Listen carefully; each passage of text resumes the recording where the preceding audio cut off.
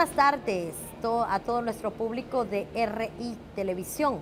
En esta ocasión nos encontramos desde el Congreso Nacional con una nueva dinámica y es trasladarle a usted información fresca en relación a todo lo que se aprueba en pro del pueblo hondureño. En esta ocasión le titulamos Los nuevos rostros en el Congreso Nacional. Me encuentro con el diputado suplente por el departamento de Choluteca, Gustavo Cáceres. Bienvenido, Gustavo. Bueno, muchas gracias. Buenas tardes a todos los televidentes.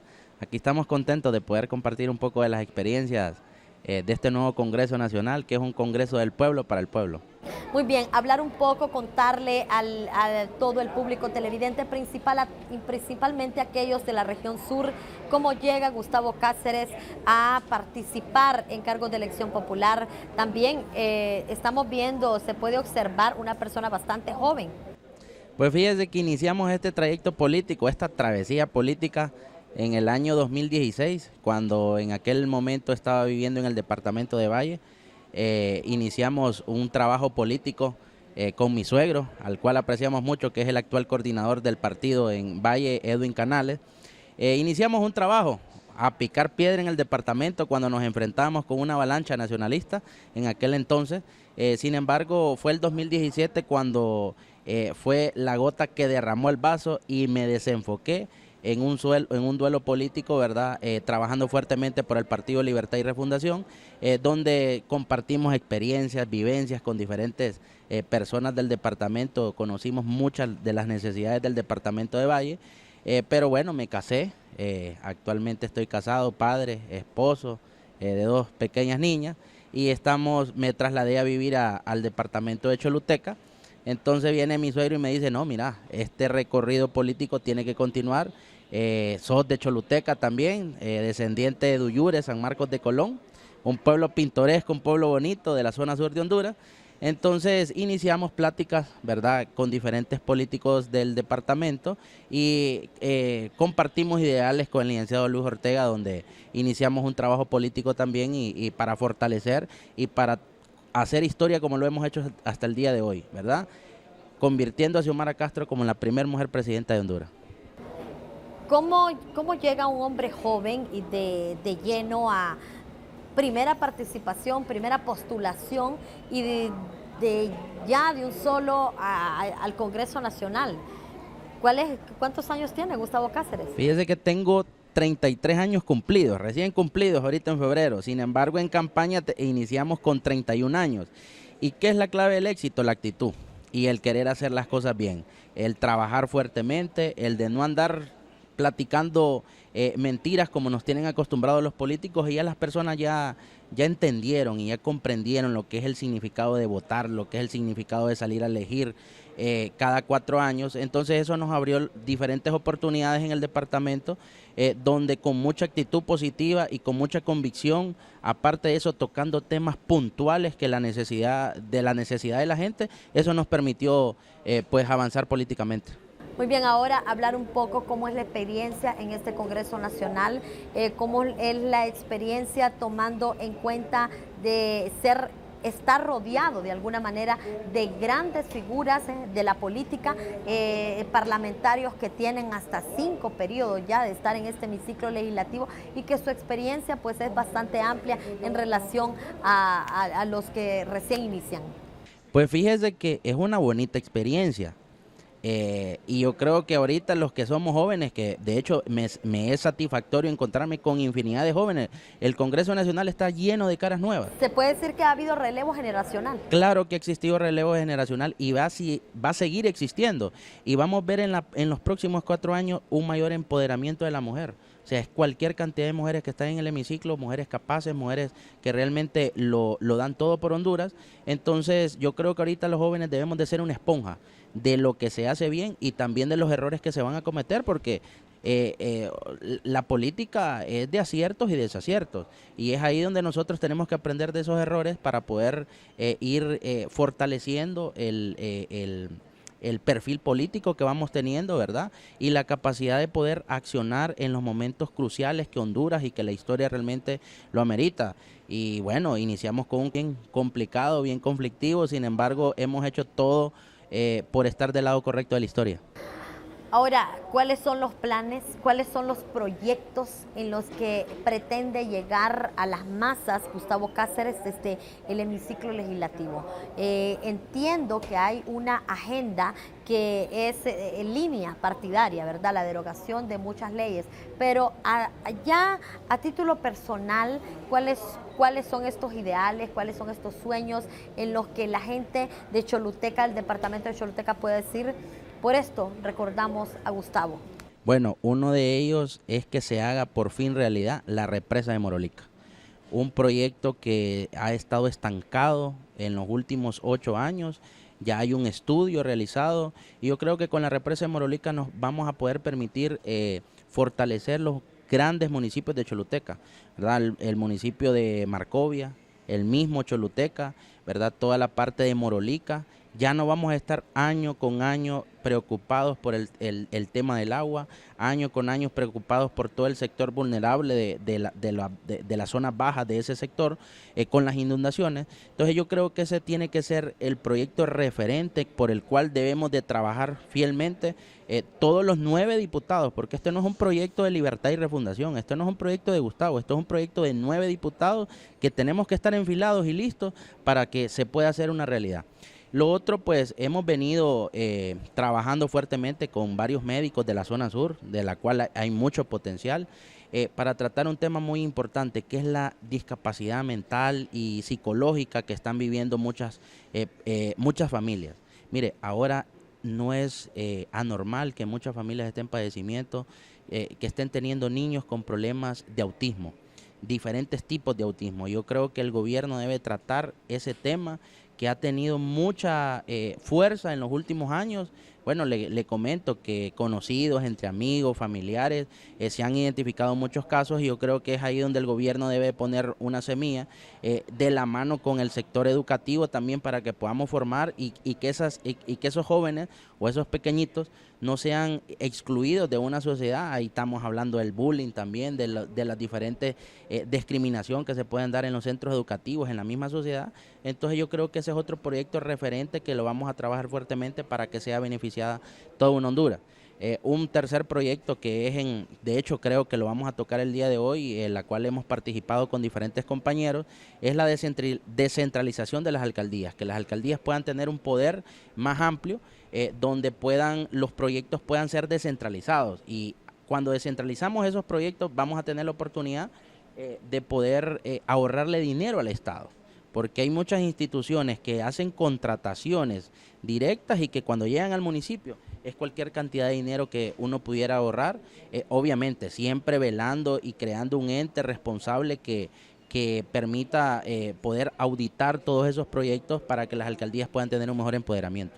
Muy bien, en este sentido, hablar un poco acerca de esa motivación de la educación inclusiva, como se le llama, que es incluir a todos aquellos y aquellas que tienen algún grado de deficiencia o también algún tipo de trastorno, tomando en cuenta que en Honduras prácticamente en el tiempo que gobernó el Partido Nacional, aquellas denominadas aulas recursos desaparecieron, violentándole con esto el derecho a los niños con algún grado de déficit de poder acceder a la educación.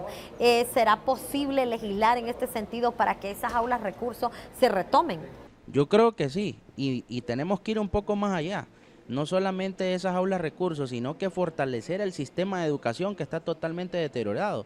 Mire, si usted se da la tarea y usted visita los centros educativos al interior del país, usted se da cuenta que muchos están en paredes, muchos están sin techo, sin condiciones básicas. Yo no me explico qué se hicieron en los últimos 12 años en el sector educativo, donde se derogaron miles y millones de lempiras y de dólares, ayudas internacionales, ayudas externas, y no se hizo nada en el tema de infraestructura. Entonces yo creo que también tenemos que ir allá, no solamente es la parte de las nuevas necesidades que existen, sino que lo que ya está hay que fortalecerlo. Pero si ocupa voluntad política, hasta este momento hemos visto que la presidenta Xiomara está tomando un empoderamiento en esos sectores. Vamos a encontrar los diferentes fondos para poder fortalecer el sistema de educación. Y desde el Congreso Nacional tenemos que tener focalizadas bien esas ayudas, porque ahora el dinero, como no está a montones, hay que saberlo focalizar, hay que saberlo orientar y hay que saberlo invertir, pero sobre todo con las manos limpias. Siempre en el tema de la educación inclusiva, que me llama poderosamente la atención, el sistema de salud nunca ha tenido como prioridad la salud mental. De hecho, pues prácticamente no hay psicólogos, no hay psiquiatras, solamente existen 2 hospitales de salud mental, el Mario Mendoza y el Santa Rosita, para una población de más de 9 millones de hondureños y hondureñas, que dicho sea de paso, se experimenta estrés postrauma y otro tipo de situaciones que son producto de la violencia, de la falta de ingresos en el hogar y que ha disparado los indicadores de suicidios en el país. En este sentido, ¿podrá legislarse también cuáles serían esas iniciativas encaminadas a que la salud se expanda, le dé prioridad también a todo lo que es la parte psicológica y psiquiátrica del hondureño y hondureña? Yo creo que sí. Y mire, y es que el problema es que tenemos que ir más allá, porque la ignorancia, y lo digo en el buen sentido de la palabra, de todos los hondureños, porque me incluyo, porque ya he caído en esos errores, es que visitar el psicólogo o visitar a un psiquiatra es que uno está loco. Es de loco. No, al final el estigma. Es correcto, el estigma. Yo creo que de ahí debemos de comenzar. Y de ahí es donde se tiene que comenzar en el sistema educativo, maestros, generar conciencia de que visitar a un psicólogo no es que uno está loco, sino que a veces uno tiene deficiencias mentales que pueden ser fortalecidas con una plática, con una terapia, con un medicamento para controlar la ansiedad. Entonces son diferentes cosas que tenemos que incluir de manera responsable en el pensum académico, y todos y cada uno de nuestros jóvenes y de nuestros pequeños puedan tener acceso a un psicólogo. Bueno, no lo estamos viendo muy lejano. Hace un par de meses en Choluteca fue una serie de suicidios que se encontraron, personas que se ahorcaban, personas que tomaban medicamentos para perder su vida. Entonces significa que hay un entorno familiar, hay un entorno social de esas personas que hay que revisarlos, que hay que trabajarlos para ver qué es lo que pueda estar sucediendo y poder evitar esos problemas que nos van a atacar. Y mire, y esos problemas inician de poco. Y si no les ponemos un control sobre ellos, van a ir tomando fuerza, y es ahí donde tenemos que tener esa responsabilidad. Otro tanto de hondureños y hondureñas y ciudadanos que experimentan algún tipo de deficiencia mental, también los vemos como indigentes en las calles, y es un segmento poblacional del que nadie se acuerda y que en ocasiones la gente les huye, e incluso la misma clase política. Totalmente de acuerdo, mire, y no olvidemos un gran sector de la población, y es aquellos inmigrantes que destinan recursos, ahorros familiares. No solamente un caso, hemos podido tener la oportunidad de saber que la mamá vendió el terreno, vendió la casita, alquiló o se enjaranó con un préstamo para darle $10,000 a un hijo para que se vaya buscando el sueño americano, nuevas oportunidades en un país americano. ¿Y qué es lo que sucedió? Lo agarró la migra y lo regresó. Personas que vienen destrozadas. Todo. Personas que vienen destrozadas mentalmente, anímicamente, emocionalmente. Entonces, es ese sector vulnerable al que le debemos de poder generar opciones, oportunidades. Y mire, si usted hace cuentas, licenciada, ¿cuánto se invierte o cuánto es el equivalente ahora de $10,000, $12,000? ¿Qué es lo que se le paga a un coyote? Estamos hablando casi de 300,000 empiras. Si usted esos 300,000 empiras lo sabe invertir, lo sabe poner a trabajar, yo creo que es ahí también donde pudiéramos generar condiciones. Y bueno, tenemos una institución muerta como el INFOC. El INFOC, que ha sido un preparador de profesionales, que está totalmente muerto. Tuve la oportunidad de ir a platicar con el abogado Freddy Cerrato, y hay diferentes opciones, pero se va a ocupar la empresa privada y la voluntad de todo el pueblo hondureño para poder reactivar esa secretaría y ponerla al servicio de la gente, donde podemos capacitar, donde podemos orientar y poder tener un poco de obra más calificada en las personas para que evitemos al máximo la inmigración. Muy bien, pero otro tema importante siempre en relación al migrante retornado es la atención psicológica, que también debe ser, y el seguimiento que el abrir oportunidades desde la misma atención psicológica, el préstamo y demás para poder crear las condiciones y evitar que estas personas arriesguen sus vidas en esa travesía. Claro que sí, claro que sí. Mire, en Choluteca ya iniciamos con la escuela Juan Francisco Argeñal. Tenemos un proyecto con el director de la escuela, donde él es psicólogo de profesión y también es el director. Él se comprometió conmigo de que íbamos a acondicionar un aula y vamos a empezar a darle atención a los niños y a todos los habitantes alrededor del centro educativo. Entonces, si lo empezamos a hacer y esto lo llevamos como un efecto dominó, yo creo que podemos llegar a grandes cosas, y el gobierno cada vez, como el pisto va a ajustar porque no se lo van a robar, ¿verdad? Vamos a poder ir generando plazas para que más psicólogos estén, tanto en escuelas, colegios y universidades, porque la psicología es tocada aquí solamente como una profesión de estudio, pero no como una necesidad que todos los seres humanos tenemos. Miren, hay jóvenes que se deprimen porque los deja la novia. Tenemos infinidad de casos de depresión, de personas que realmente la han pasado mal o la siguen pasando mal, y no tenemos atención hacia esas personas vulnerables. Bien, importante tomar en cuenta este proyecto. Eso prácticamente en el Centro de Educación Básica Juan Francisco Argeñal viene a ser un proyecto piloto. Ese es el objetivo. Claro que sí. Y mire, y no vamos a necesitar hasta el momento ayuda de la Secretaría más que la voluntad del director, los recursos que podamos gestionar, y si me toca poner del sueldo, lo vamos a hacer, porque nosotros iniciamos un trabajo político no pensando en cuánto íbamos a ganar. Licenciada, humildemente se lo digo, que con mi negocio nosotros pudiéramos generar el doble de lo que uno a veces invierte en política, el tiempo. A veces en política no solo es lo que uno deja de ganar, sino que el tiempo que invierte. Pero si estamos en este proyecto es porque queremos servir, porque queremos ser un espacio de ayuda para aquellas personas que no tienen la oportunidad y a través de la gestión de uno puedan servirse. Y miren, y no hay que recordar, licenciada, que la política es un ciclo, que tiene un inicio y tiene un final. Y yo creo que aquí no debemos de eternizar en el Congreso Nacional, sino que abrir espacios para que otras personas lleguen a hacer un igual trabajo o un trabajo peor, pero es la gente quien lo va a decir. ¿Usted considera que la reelección de los diputados debe de ser regulada? Yo creo que sí. Máximo 3 periodos. Yo creo que en 3 periodos un diputado demuestra de qué está hecho. De lo bueno, de lo malo, de los aciertos, de los errores. 3 periodos son suficientes, y van a haber muchos que lo puedan recortar a 2. Pues me parece también, porque mire, detrás de uno hay mucha calidad humana, muchas personas que a veces no se involucran en política porque tienen un miedo. Sin embargo, hay mucha capacidad en el pueblo hondureño.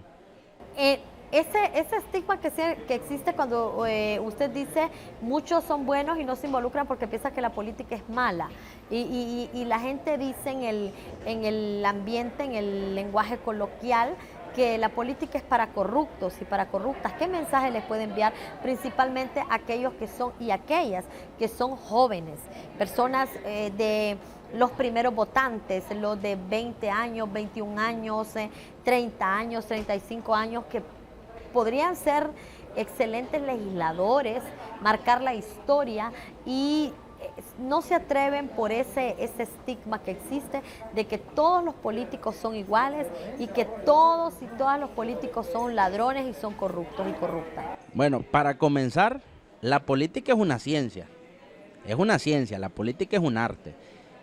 Sin embargo, hay personas que tienen el estigma, dicen la política es sucia. No, la política no es sucia, las personas es las que a veces que son sucias. Pero la política como tal es una ciencia. De hecho, la política es muy bonita, alegre, dinámica, activa, todos los días son distintos. Sin embargo, yo creo que debemos de ir mejorando esas condiciones, apostándole un poco más a la democracia. ¿Y cómo vamos a fortalecer la democracia? Bueno, evitando los fraudes electorales, siendo mejores hondureños. Miren, a veces el fraude y la corrupción se tiene que corregir desde los hondureños, que a veces quieren encerrar la institución del Estado a las 3:50. Vaya a una institución, por naturaleza, y a las 3:50 le dicen no hay sistema, venga mañana. Desde ahí tenemos que empezar o la hora del almuerzo. Desde ahí tenemos que empezar a fortalecer para que vayamos creando conciencia, vayamos fortaleciendo la democracia y vayamos fortaleciendo un sector gobierno que cada vez tiene que ser un poco más robusto para crear condiciones de igualdad donde todos tengamos las mismas garantías de poder participar en política. Y ya se está acabando también, licenciada, el tema de que salió porque tenía un padrino político. Eso cada vez se ha ido perdiendo porque ahora la gente ya sabe votar. En este proceso electoral nos dimos cuenta cómo votaban por alcalde, cómo votaban por diputado y cómo votaron por presidente. Entonces ya la gente entendió, ya la gente sabió votar y no hay que olvidar que los políticos somos una vitrina donde todos somos vistos y donde vamos a ser felicitados o señalados por el pueblo hondureño. ¿Usted considera que en este último proceso electoral realmente se pudo disminuir ese margen de duda, esa idea de que había fraude, van a robarse las elecciones, ¿para qué voy a votar? Porque de todas maneras no hay confianza en el ente que regula los procesos electorales, en este caso el CNE. Fíjese que sí, y eso se dio gracias al voto masivo. Y yo creo, mire, aquí la gente mira como un favor ir a votar. No, es que es una obligación del hondureño salir cada 4 años a ir a votar. Es un derecho y al mismo tiempo es un... Correcto, y mire, ¿y sabe qué es lo que pasa? Usted encuentra, después de las elecciones, usted encuentra politólogos, sociólogos en las esquinas, en las aceras de las casas, hablando del político, hablando del proceso electoral, pero cuando llega la hora de decidir, se quedan acostados en una hamaca, tomando una sopa de gallina y no van al centro electoral. Entonces yo creo que eso lo tenemos que mejorar.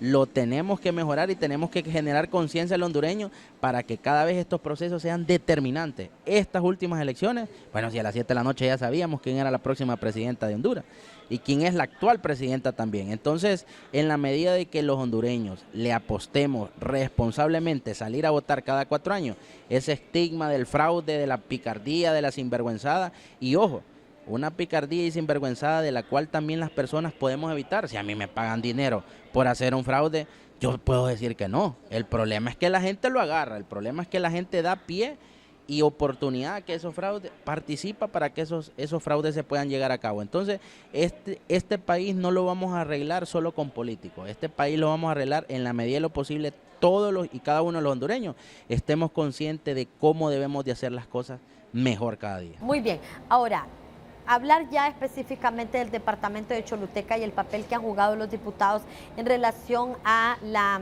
elección de los cargos en las diferentes instituciones. Choluteca actualmente está atravesando una crisis en el sistema de salud. Primero, una toma de 48 días en el Hospital del Sur por un nombramiento, el que fueron los políticos quienes, en ese caso específicamente los diputados de Libre, quienes lo firmaron. Ahora, el tema es la región de salud número 6. Está también tomada ya 17 días de toma y en este sentido siempre por el tema de los nombramientos. ¿Cuál es la participación de Gustavo Cáceres en todo este conflicto que repercute en la ciudadanía? Fíjese que hemos tenido una participación muy pasiva y hemos estado un tanto al margen de los nombramientos. Esto debido a que no hemos tenido la oportunidad por parte de los diputados propietarios y no nos han tomado en cuenta, lo cual se respeta y sabemos que la política así es. Sin embargo, yo también tengo mis propias posturas y mi propia opinión hacia el tema. Miren, se han cometido muchos errores y gran parte de esos errores parten de no haber involucrado a 6 candidatos que trabajaron, participaron en un proceso electoral, pero lastimosamente no salieron favorecidos en el proceso electoral. Se tuvo que haber partido en darle espacios dentro del gobierno a esos 6 candidatos que invirtieron tiempo, que invirtieron dinero. Eso iba a generar gobernabilidad en el departamento. Involucrar un poco a la base. Miren, son infinidad y cantidades de puestos que va a tener y que van a arrojar los diferentes entes del Estado, que para todos hay un espacio político. Y los liderazgos se ganan haciendo, trabajando, demostrando, no se gana imponiendo. Tenemos que recordar también, y no hay que desconocer, que somos un partido de lucha, un partido que nació en las calles y por ende somos confrontativos. El espíritu es rebelde. El espíritu es rebelde y esa rebeldía, ¿cómo se puede combatir? Con el diálogo, con la plática, demostrando que sí tenemos la capacidad de poder gobernar un departamento.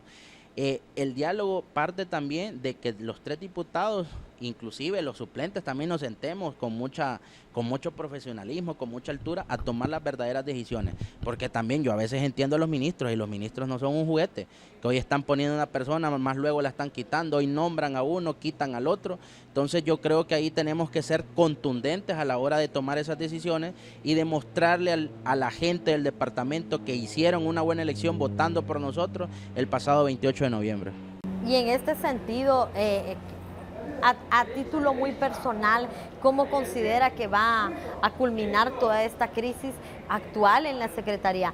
El nombramiento, en este caso, del doctor Medardo Rodríguez, quien argumentan que pertenece al PSH, sin embargo, las denuncias que hacen la militancia del mismo Partido Libre son otras. En ese sentido, usted se ha acercado a la base, se ha acercado a esas tomas. ¿Cuál viene a ser su participación? Fíjese que hemos escuchado diferentes posturas en el departamento y uno escucha muchas versiones. Sin embargo, yo creo que el diálogo es el que tiene que primar, el diálogo, sentarse, ¿verdad? El ministro, sentarse con todas las personas involucradas, porque no podemos detener un proceso también. Un proceso, una secretaría que le da vida a gran parte del engranaje de la salud del departamento, y tenemos que tener mucha responsabilidad en eso. Pero parte del sentarnos, del despojarnos de intereses personales y de apostarle a un verdadero entendimiento para que podamos culminar con este problema, que mire, licenciada, yo creo que llevamos 2 meses en ese problema. Aproximadamente llevamos 2 meses, y yo creo que está en nuestras manos el podernos sentar, el poder platicar, el poder dialogar para ver cómo le buscamos solución. Y mire, toda historia tiene 2 versiones. A veces no es bueno solo escuchar una, sino que ir y sentarse y a escuchar la otra. Yo del doctor Medardo pues tengo poco o nada que decir, no lo conozco ni personalmente, más que he escuchado que viene del Partido Liberal, pero al final el Partido Liberal y el Libres venimos siendo los mismos. Sin embargo, yo creo que ahí debemos de tener mucho... Ahí tenemos que tener mucho cuidado también con ese punto también, porque yo creo que esos espacios pertenecen al Partido Libertad y Refundación. Y yo creo que en la base de Libre hay mucha capacidad, hay mucha gente que conoce y que sabe, y yo creo que pudiera dar mucho en ese puesto y en los diferentes puestos que se van a poner a nivel de departamento. Sí, porque de ahí ahora resulta que no solamente es la dirección la que está en conflicto, sino que también la jefatura de personal y la administración. O sea, ya pasó de una persona, de una cabeza a 3, y así el problema se va agrandando, pagando las consecuencias la población que ya hoy no reciba vacunas, ya hoy está tomada el área en donde se estaban aplicando las vacunas.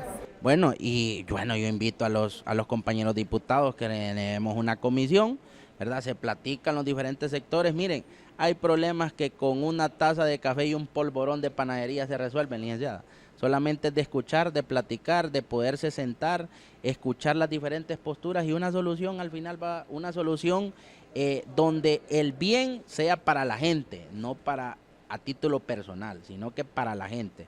Y yo soy un abanderado que esos puestos tienen que ser estrictamente de gente de Libertad y Refundación.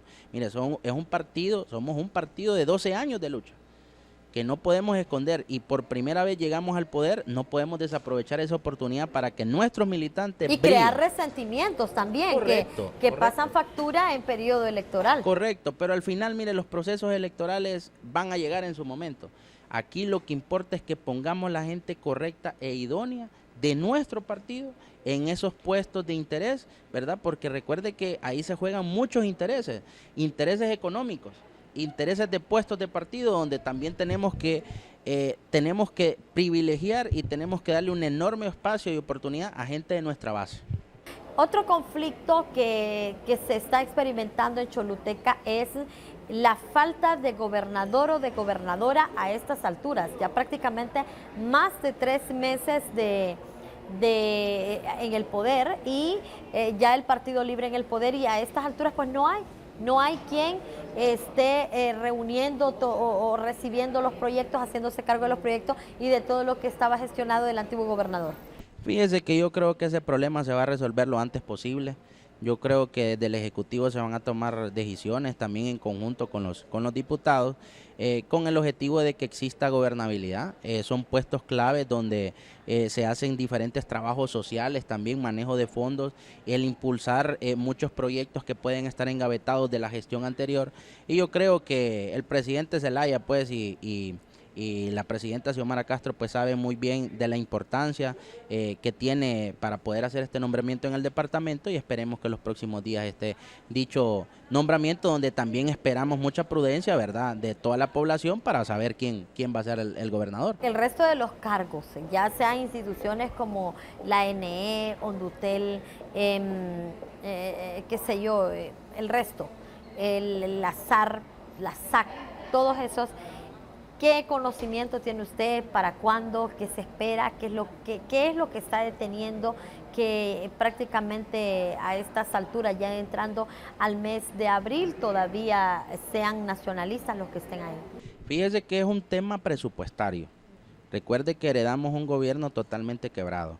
Hay muchas secretarías que no han podido despedir a las actuales personas por falta de la economía, y también hemos encontrado funcionarios públicos del gobierno anterior que les ha faltado la ética, que les ha faltado el profesionalismo en saber que ya su partido de gobierno salió, que ya tuvieron ese espacio, esa oportunidad de servir al pueblo, para bien o para mal, y es momento de que venga gente nueva con mucha entrega a poder brillar en esos puestos, y no se ha podido hacer por un tema presupuestario.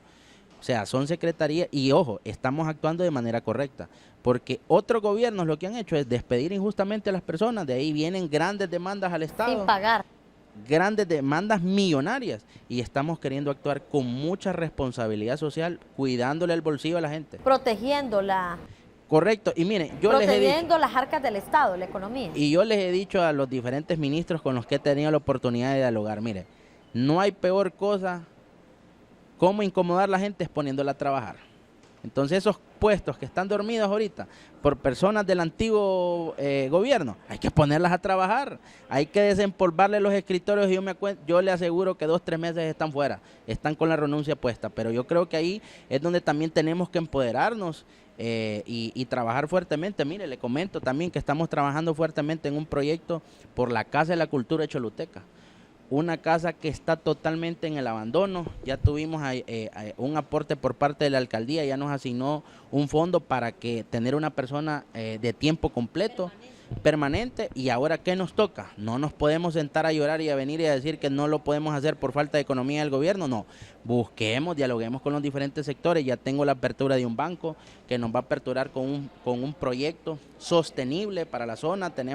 Ahí ya tenemos pláticas con una azucarera de la zona, tenemos pláticas con diferentes empresas empresas privadas de la zona. Esa es gestión particular. Correcto, suya. Es una gestión. Capacidad de gestión. Es la capacidad de gestión. Mire, los políticos somos gestores, tenemos que empujar, tenemos que dialogar y buscar de una y mil maneras que las cosas ocurran. ¿Y qué es lo único que ocupamos? Es voluntad. Mire, usted con voluntad puede hacer muchísimas cosas, no da el que tiene, sino que el que quiere. Y el querer es realmente poder. Muy bien. Muy bien, bueno, hemos dialogado con Gustavo Cáceres, quien es uno de los rostros jóvenes en el Congreso Nacional, diputado suplente en la fórmula de Luis Ortega Sánchez por el departamento de Choluteca, y así de manera consecutiva vamos a estar compartiendo con varios jóvenes, personas jóvenes que hoy por hoy están participando en el poder legislativo, son jóvenes parlamentarios. Pero vamos ya a la recta final de este espacio y nos vamos, un mensaje para los jóvenes y también para la población específicamente del departamento de Choluteca, que tiene esperanzas en Gustavo Cáceres, que ha escuchado hoy cuáles son los planes, que ha escuchado hoy de todas esas propuestas que muy posiblemente se compartieron en campaña, pero que ya hoy, siendo diputado, ¿qué está haciendo para lograr concretarlas y que se vuelvan una realidad? Adelante, bueno, Gustavo. Primero que todo, decirles que hoy Honduras sí tiene esperanza. Hoy Honduras sí tiene una oportunidad de cambio, hoy sí tenemos voluntad política en el departamento de Choluteca, y hoy sí vamos a demostrar con manos limpias que se pueden hacer las cosas. tienen un soldado en el departamento que va a trabajar, con pisto o sin pisto vamos a trabajar. Con ayuda o con nuestros propios recursos las cosas van a ocurrir, ¿verdad? Porque esta situación es de trabajar, no de dormirse en los laureles.